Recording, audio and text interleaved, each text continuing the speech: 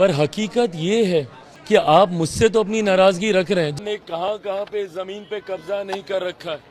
चिराग पासवान की तरफ से बिहार के मोकामा में एक जबरदस्त तैयारी चल रही है, एक जबरदस्त मेला की प्रोग्राम हो रहा है और उसका सबसे बड़ा कारण है बाबा चौहरमल। यानी चौहरमल की जयंती होने वाली है और उसी वजह से 11 और 12 को मोकामा में ज़बरदस्त मेला लगने वाला है। उसमें चिराग पासवान पूरी तरह से भूमिका निभा रहे हैं और साथ साथ वहाँ पर निःशुल्क भंडारा की व्यवस्था की गई है। जो भी लोग आएंगे निःशुल्क में भंडारा करेंगे, यानी ज़बरदस्त जनसैलाब लगने वाला है और साथ साथ चिराग पासवान का तड़का लगने वाला है। एक साथ जबरदस्त प्लानिंग हो रही है, जबरदस्त भव्य मेला का स्वागत किया जा रहा है और उसको लेकर करके पासवानों में एक जबरदस्त आस्था और एक गौरव का प्रतीक बन गया है। तो आइए समझने की कोशिश करते हैं कि क्या है इस मोकामा और क्या है इस आस्था और मेला का प्रतीक, क्यों इसे इतना बड़ी बनाने की कोशिश की जा रही है। हालांकि ये चुनावी साल है और चुनावी साल में ये मौका है चिराग पासवान को अपने बाबा चौहरमल के आस्था को दिखाना और उनके वजह से जो पासवान आज जाने जाते हैं उनकी पहचान कराना। हालांकि पासवान कोई जात नहीं है, लोग गलत फैमिली में पासवान अपने आप को कहते हैं। पासवान एक नाम पड़ा है जो अंगरक्षक कहलाता है। इसकी कई सारे उल्लेख मिलता है इतिहास के पन्नों में। विकिपीडिया में उलट के देखते हैं तो समझ में आता है कि यह जो लोग मुगलों के अंगरक्षक के लिए काम करते थे, अंग्रेजों के अंगरक्षक के लिए काम करते थे, उन्हीं को हम पासवान कहते हैं। यानी ज़्यादातर पासवान लोग करते थे सब काम अंगरक्षक के रूप में, इसीलिए उन्हें पासवान कहते हैं, लेकिन उनकी असली जात दुसाध है।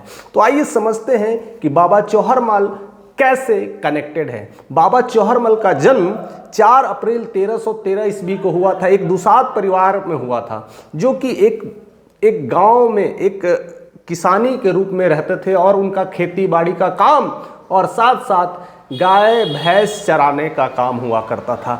लेकिन बाबा चौहरमल शुरू से ही बचपन से ही ये सब काम करते थे, पढ़ाई लिखाई करते थे, लेकिन लोगों का साथ हमेशा देते थे। बचपन से उन्हें आदत थी लोगों को भलाई करने के लिए और यही दिन प्रतिदिन बढ़ते गया। वह दुसाधों के लिए एक धीरे धीरे मसीहा बनने लगे। यानी उनकी हर दुख दर्द को अपना दुख दर्द समझ करके उसका लिए निदान करते थे। या तो वह काम बड़ी हो तो वह सरकार से भी लड़ जाते थे। यानी जैसी चुनौती हो उसके लिए बाबा चौहरमल ने अपने आप को तैयार किया और देखते ही देखते गांव के मसीहा बन गए।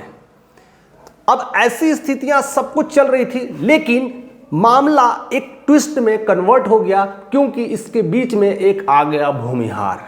यानी भूमिहार और बाबा चौहरमल के बीच में जो रिश्ते को समझने से पता चलता है कि क्यों आज पासवानों में और भूमिहारों में दुश्मनी बन गई है। इसका भी एक वजह यहीं से निकल के आती है। बाबा चौहरमल के एक दोस्त थे अजब सिंह, उनकी काफ़ी दोस्ती पहले से ही बचपन से ही दोनों साथ में पढ़ते थे, साथ में भैंस गाय चराते थे और उनकी एक जगह आसपास घर होने के वजह से यह काफ़ी अच्छा खासा रिश्ता बना था। 1-2 किलोमीटर के पास एक दूसरे का घर हुआ करता था, तो लोग दूसरे के साथ आना जाना था और दोनों एक बेमिसाल दोस्त के रूप में जाने जाते थे। अजब सिंह जमींदार थे, उनके ज़मीन जायदाद दाते थे और जितना जो लोग दुसाध पासवान और गरीब जो लोग थे उनके गाय भैंस बकरियां उनके ही खेतों में चरा करते थे और उनसे उनको कोई तकलीफ नहीं हुआ करती थी। लेकिन अजब सिंह की एक बहन थी जिसका नाम था रेशमा। वह अपनी पूरी जान छिड़कती थी बाबा चौहरमल पे और उनके मन में एक अलग से ही एक तरफा प्यार था। अब इस प्यार को अंजाम देने के लिए वो मौके की तलाश कर रही थी, क्योंकि ज़्यादातर बाबा चौहरमल वो अपने दोस्त अजब सिंह के साथ ही रहा करते थे। तो उस डर की वजह से या फिर एक ऊंची नीची जातियों की वजह से एक कहीं ना कहीं डर था, तो इजहार नहीं कर पा रही थी। एक समय की बात है जब बाबा चौहरमल अकेले में भैंस चरा रहे थे, तब वही मौका पा करके रेशमा जाती है दौड़ते दौड़ते इस घटना को देखते हुए बाबा चौहरमल भी परेशान हो जाते हैं कि क्या हुआ, और जाते हैं और रेशमा अपनी प्यार का इजहार कर देती है। और एक तरफा प्यार के इजहार की ताकत आपको पता है कि क्या होती है, और वही इजहार उन्होंने किया पूरी तरह से, और अपने आप को सब कुछ उनके हवाले कर दिया। लेकिन जवाब बाबा चौहरमल का था वह काफ़ी दिलचस्प था। वह कहते हैं कि मैंने इसके बारे में कभी नहीं सोचा, आप मेरी दोस्त की बहन हैं, मैं अपने दोस्त के साथ ऐसा विश्वासघात नहीं कर सकता, मैं यह प्रस्ताव आपके साथ नहीं रख सकता क्योंकि मैंने आपको एक बहन की तरह माना है। मामला फंस गया था और इसी को लेकर करके रेशमा नाराज हो गई, पूरी तरह से टूट गई, और उन्हें समझ में नहीं आ रहा था कि क्या करें, और पूरी तरह से परेशान, टेंशन की वजह से अब लगा कि मेरा चौहरमल हमसे छीनने वाला है। अब उनके मन में एक बदले की भूख आ गई, और उसके वजह से उन्होंने अपने कपड़े को फाड़ दिया और चिल्लाने लगी, और इसी वजह से पूरे गांव धीरे धीरे इकट्ठे हो गए और कही कि इन्होंने, बाबा चौहरमल ने हमारा साथ गलत दुर्व्यवहार किया, हमारे कपड़े को फाड़ दिए, हमसे इज्जत लूटने की कोशिश की गई है। हालांकि पूरे गांव बाबा चौहरमल को मसीहा मानते थे, तो कैसे मान लेंगे कि एक मसीहा इंसान ऐसी हरकत कर सकता है। हालांकि कोई गांव वाला तैयार नहीं हुआ, इस बात को कोई मानने के लिए तैयार नहीं था, क्योंकि वह गांव के एक मसीहा के रूप में जाने जाते थे। जैसे ही ये बात उनके दोस्त अजब सिंह के घर पे गई कि उनकी बहन के साथ इस तरह से छेड़छाड़ उनके ही दोस्त ने कर दिया है, अब वह उस बात को सुनते ही आग बबूला हो गए। अच्छा, मेरे दोस्त ने ऐसा किया, ऐसा घटिया काम, नीच, और उसके वजह से पूरे परिवार आग बबूला होकर करके जा करके अटैक करते उसके घर पे। उस समय बाबा चौहरमल कहीं काम से गए होते हैं और पूरे परिवार को बंदी बना कर करके अपने घर में बांध देते हैं, और जितने भी लोग वहाँ पर हैं उनको गाय भैंस चराने की अपने खेत में अनुमति नहीं देते हैं, और बोलते हैं जो भी चराएगा उसे हम ऐसे ही परेशान करेंगे या तो मार देंगे।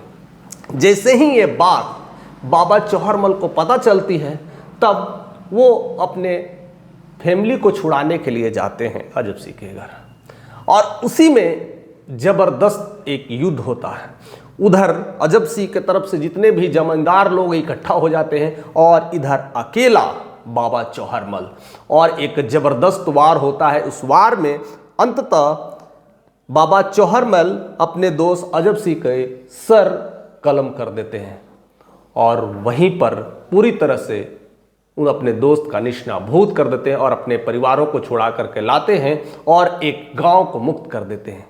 लेकिन रेशमा एक अकेले रह जाती है।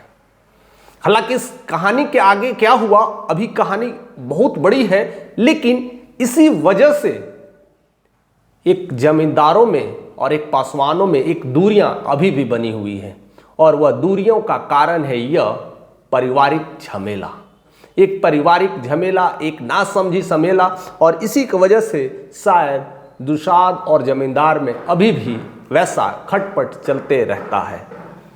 इस कहानी को अगर आगे आपको समझना है, जानना है कि रेशमा के साथ क्या हुआ, तो कमेंट करके ज़रूर बताइएगा कि रेशमा आखिर में चौहरमल की हुई कि नहीं, या चौहरमल ने रेशमा के साथ क्या किया, वो हम नेक्स्ट पार्ट में ज़रूर बताएंगे। आपके कमेंट के इजाज़त होगी तो ज़रूर बताएंगे। फिलहाल इस मौके को समझिए कि ये कहानी इसी वजह से ज़्यादा फेमस है, और चौहरमल इसीलिए गरीबों के मसीहा, उनके नेता, उनके गुरु और उनके भगवान माने जाते हैं, क्योंकि उन्होंने पूरे तरह से अपने गांव को संभाला, लोगों को संभाला, और उनके लिए अपना बलिदान देने के लिए भी तैयार रहते थे। और उन्हीं की आज जन्मतिथि होने वाली है, जो कि अप्रैल में है, 11/12 को होने वाली है। 11/12 का वो फंक्शन रखा गया है मोकामा में, और उसी को रिप्रेजेंट करने के लिए चिराग पासवान आ रहे हैं। अब एक नई स्टोरी जनरेट की जा रही है। चिराग पासवान ऐसे भी मोदी भक्त हनुमान कहे जाते हैं, एक अंगरक्षक के रूप में जाने जाते हैं, पासवान कहे जाते हैं, लेकिन उनका असली अस्तित्व दुसाध से ही आता है। क्या चिराग पासवान इस सारी दूरियों को कम कर सकते हैं जो कि जमींदारों के प्रति, भूमिहारों के प्रति जो रिश्ता खटपट हो गया था बाबा चौहरमल की स्थितियों से? क्या चिराग पासवान उस दूरियों को कम कर करके बिहार में एक नई सियासी खेल को अंजाम दे सकते हैं? क्या इस टूटी फूटी रिश्तों को फिर से जोड़ने का काम कर सकते हैं? अगर ऐसा कर सकते हैं तो बिहार में एक जबरदस्त मैंडेट होगा। क्या वह इसी के फिराक में मोकामा में एक बहुत बड़ी जनसभा, एक बहुत बड़ा जनसैलाब लाने की कोशिश कर रहे हैं? और उस मेले में 11-12 को मेले हैं, उस मेले में जो निःशुल्क भंडारा रखाए गए हैं, हर तरफ से उनकी जांच पड़ताल की जा रही है, किसी तरह की अनहोनी न हो और एक जबरदस्त मेले के रूप में उनका भव्य स्वागत भी होगा और उनके पूजा होगी और साथ साथ चिराग पासवान अपनी बातों से लोगों को जन संबोधित करेंगे और एक दूरियां मिटाने की कोशिश की जाएगी जो कि ऊंच नीच की दीवारों को तोड़ा जा सके और उसमें चिराग पासवान सही में उस पर अमल कर पाएंगे या बाबा चौहरमल जैसी जो मसीहा के रूप में जाने जाते थे उस तरह से अपने आप को रिप्रेजेंट कर पाएंगे। इस तमाम खबरों के साथ हमारे साथ आप बने रहिए। चैनल पे नए तो सब्सक्राइब करिए और आपके मन में जो भी इच्छाएं हैं, जो भी आप सोचते हैं उनके प्रति, तो कमेंट करके हमारे साथ ज़रूर साझा करिए।